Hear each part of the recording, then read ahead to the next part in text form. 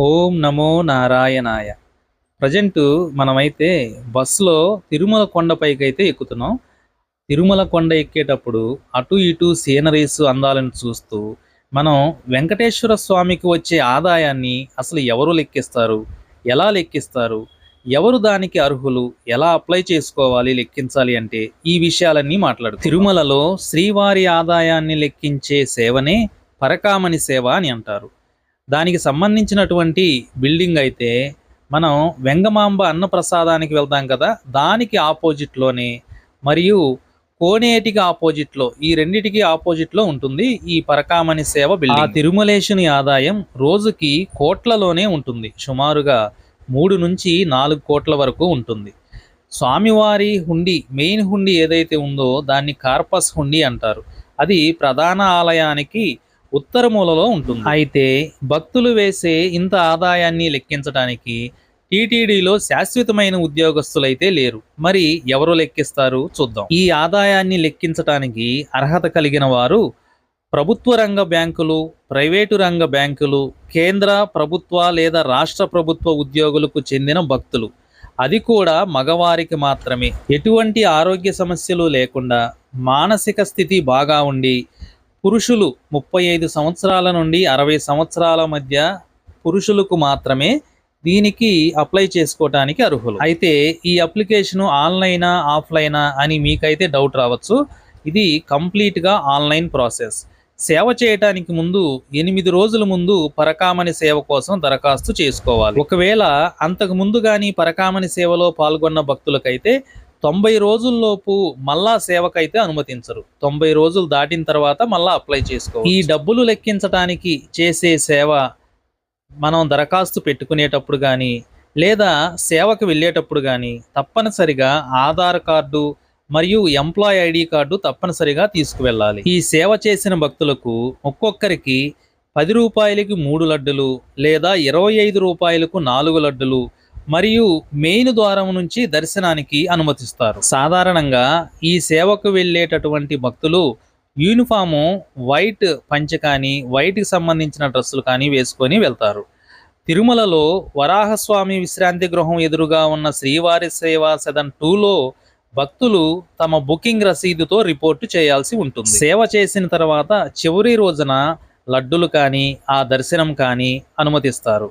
మరియు అయ్యప్ప మాల కానీ, గోవిందమాల లేదా ఇతర ఏ విధమైన మాలలు ధరించిన వారు కూడా ఈ సేవకి అర్హత ఉండదు. అంటే ఈ సేవకి తీసుకోరు వాళ్ళని లెక్కించడానికి, ఎలాంటి మాలలు వేసినా సరే. అయితే ఇన్ని చెప్పారు కానీ అక్కడికి వెళ్ళినాక అసలు వీళ్ళు ఏం చేయాలి అనేది ఇప్పుడు చూద్దాం.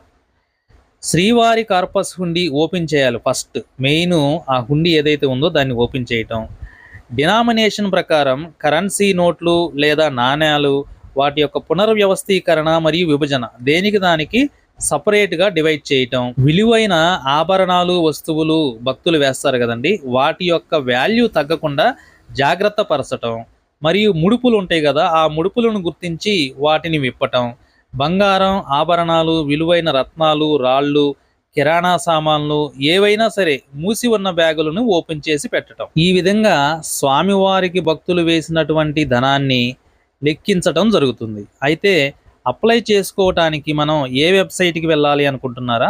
శ్రీవారి సేవ .తిరుమల.org అని మనం వెబ్సైట్ని ఓపెన్ చేస్తే దాంట్లో వివరాలని మనం నమోదు చేయాల్సి ఉంటుంది. సో ఈ విషయాలన్నీ మనం చెప్పుకుంటూ కొండ మీదకైతే వచ్చేసాము. ఇప్పుడు ప్రజెంట్ మనం చూస్తున్నది టీటీడీలో ఉన్నటువంటి ఎవరైతే ఎంప్లాయీస్ ఉంటారో, పూజారులు కావచ్చు, పనిచేసే వాళ్ళు కావచ్చు, వాళ్ళు నివసించే కాలనీ అది. చూడండి, ప్రతి ఒక్క ఇంటి పైన కూడా వాటర్ ట్యాంక్ ఇవన్నీ ఏర్పాటు చేయడం జరిగింది. ఇదైతే మనకి వెంగమాంబ అన్నప్రసాదం, దీనికి ఆపోజిట్లోనే మనం ఇందాక చెప్పుకున్న పరకామణి సేవ ఉంటుంది. కొన్ని వేల సంవత్సరాల క్రితమే వేదాలను వల్లించిన మహర్షులు వాళ్ళు ఒక మ్యాప్ పాయింట్ గీయటం జరిగిందండి. అదేనండి ఈ మ్యాప్ పాయింట్. ఏంటి అంటారా?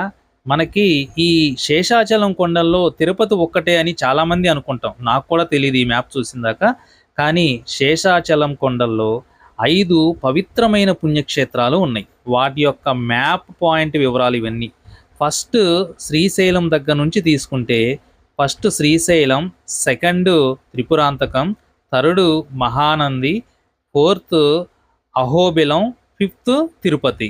ఈ 5 క్షేత్రాలు చాలా ప్రసిద్ధి చెందినవిగా మనకి చూపించడం జరుగుతుంది. చూడండి, వెంకన్న సన్నిధిలో శేషాచల శిఖరాల్లో వెలసి ఉన్న పంచదివ్య క్షేత్రాల ఊహా చిత్రం. మనం ఉచిత భోజనం వెంగమాంబ అన్నప్రసాదం లోపలికి వెళ్తే మనకి ఎంట్రన్స్ లోనే రైట్ సైడ్ అయితే మనకి ఇది కనపడుతుంది. వెళ్ళినప్పుడు తప్పకుండా చూడండి, చూస్తానికి చాలా బాగుంటుంది. అంటే వాళ్ళు ఆ ఊహా చిత్రం ఎలా గీశారనేది మనకి క్లారిటీగా చూపించారు. ఇక్కడ ప్రతిరోజు ప్రతినిత్యం కొన్ని లక్షల మంది అన్నం తింటున్నా కానీ ఎక్కడ ఎవ్వరికి ఏ ఇబ్బంది కలగకుండా చూసుకోవటం స్వామివారి కరుణ కటాక్షాలకి నిదర్శనం.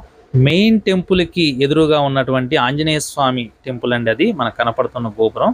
ఇక ఇటు లెఫ్ట్ సైడ్ స్క్రోల్ చేస్తే నిదానంగా మెయిన్ స్వామివారి టెంపుల్ని అయితే మనం చూడవచ్చు. మనకి గొల్ల మండపం దగ్గర నుంచి స్వామివారి మెయిన్ బంగారు గోపురం వరకు మనం ఇక్కడ నుంచి అయితే చూడవచ్చు. ఇక కొండ మీద నుంచి కిందకి తిరుపతికి అయితే రావటం జరుగుతుంది. ఇప్పుడు కూడా సీనరీస్ అది చూస్తూ ఏదో ఒక విషయాన్ని మాట్లాడుకుందాం. చూడండి, రైట్ సైడ్ ఒక గుడి కనపడింది కదా, అది వెంకటేశ్వర స్వామికి 7 అక్కలు అనమాట. ఆ 7 అక్కలు ఆ గుడిలోనే ఉండటం జరుగుతుంది. మీరు నడిచి వచ్చేటప్పుడైతే మీకు కనపడుతుంది క్లియర్గా, తప్పనిసరిగా దర్శించుకోండి. ఇప్పుడు నేను చెప్పబోయే టాపిక్ తిరుపతికి రావడానికి ఎంత ఖర్చు అవుతుంది, తిరుపతికి వచ్చి ఇక్కడ అన్నీ చూసుకొని వెళ్ళాలి అంటే ఎన్ని డబ్బులు మనం తెచ్చుకోవాలి. ఈ విధంగా ఆలోచించి రాలేని భక్తులు చాలామందే ఉంటారు. కానీ డబ్బున్న వాళ్ళైతే దేని గురించి ఆలోచించరు, వాళ్ళు ఏ విధంగా అయినా వస్తారు. కానీ డబ్బు లేని వాళ్ళ గురించి నేను ఇప్పుడు చెబుతున్నాను. ఉచితంగా ఏవేమి సేవలు ఉంటాయి, ఎలా వినియోగించుకోవాలి, అవన్నీ వివరంగా చెబుతాను, వినండి. తిరుపతిలో దిగిన దగ్గర నుంచి స్వామివారి దర్శనం చేసుకునేంత వరకు ఏమేమి సదుపాయాలు ఉంటాయో వివరంగా చెబుతాను. రైల్వే స్టేషన్లో దిగంగానే మొట్టమొదటిసారిగా అక్కడ మనకి ఫ్రీ బస్ సర్వీసు, అలిపిరి వరకు ఫ్రీ బస్ సర్వీస్ అయితే ఉంటుంది. అలిపిరి అంటే మెట్ల మార్గం, అక్కడ నుంచి మనం నడిచి వెళ్ళవచ్చు.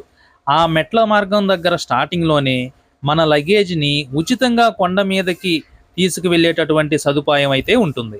ఇక కొండ మీదకి ఎక్కిన తర్వాత 50 రూపాయల రుసుముతో మనకి రూమ్స్ అయితే అలాట్మెంట్ చేస్తారు. అది కూడా తీసుకోలేని వాళ్ళకి ఫ్రీగా ఓపెన్ లాకర్ ఫెసిలిటీ ఉంటుంది. అక్కడే తలనీనాలు సమర్పించుకోవటం అన్నీ అక్కడే అవైలబిలిటీలో ఉంటాయి. ఇక కొండ మీద ఎక్కడ నుంచి ఎక్కడ వరకు తిరగాలన్నా సరే ఫ్రీ బస్సేనండి, రూపాయి కూడా ఖర్చు ఉండదు. మొత్తం అన్నీ కూడా ఫ్రీగా తిరగొచ్చు. వెంగమాంబ అన్నప్రసాదం అనే ఒక బిల్డింగ్ ఉంటుంది, మనకి కోనేరికి ఆపోజిట్లో ఉంటుంది. అక్కడ ఉదయం 8 నుంచి 10 వరకు 10:30 వరకు అల్పాహారం టిఫిన్ ఉంటుంది. 10:30 నుంచి సాయంత్రం 4 గంటల వరకు భోజనం, మళ్ళీ సాయంత్రం 5 గంటల నుంచి రేత్రి 10:30 వరకు భోజనం పెడుతూనే ఉంటారండి. ఎన్నిసార్లు అయినా తినొచ్చు. స్వామివారి దర్శనానికి వెళ్ళి అక్కడ కానీ లేట్ అయితే ఆ క్యూ లైన్లోనే వెయిటింగ్ హాల్స్లోనే మనకి కావలసిన పాలు కావచ్చు, ఫుడ్ కావచ్చు, అన్నీ ఫ్రీగా ఇవ్వటం జరుగుతుంది. ఎక్కడా కూడా రూపాయి ఖర్చు పెట్టాల్సిన పనే లేదు. మీరు ఖర్చు అంటే స్వామివారికి ఉండిలో వేసే డబ్బు మాత్రమే ఖర్చు అనుకోవాలి, అంతేకాని ఎక్కడా కూడా ఒక్క రూపాయి కూడా స్పెండ్ చేయని అవసరం లేదు. స్వామివారిని సామాన్యులకు మరింత చేరువ చేయడానికి తిరుమల తిరుపతి దేవస్థానం వారు భక్తులకు అన్ని సదుపాయాలు ఉచితంగా కల్పిస్తున్నారు. సో ముందు తిరుపతికి వచ్చే ముందు ఇవన్నీ తెలుసుకొని పూర్తి అవగాహనతో రండి. ఖర్చు అనేది అస్సలు ఏమీ ఉండదు, ఫ్రీగా దర్శించుకోవచ్చు. మీరు ఇంటి దగ్గర నుంచి తిరుపతికి చేరుకోవటమే ఖర్చు. సో ఇదండి ఈ వీడియో కనుక నచ్చినట్లయితే please like and share. Channel కనుక నచ్చినట్లయితే ఛానల్ని సబ్స్క్రైబ్ చేసుకోండి.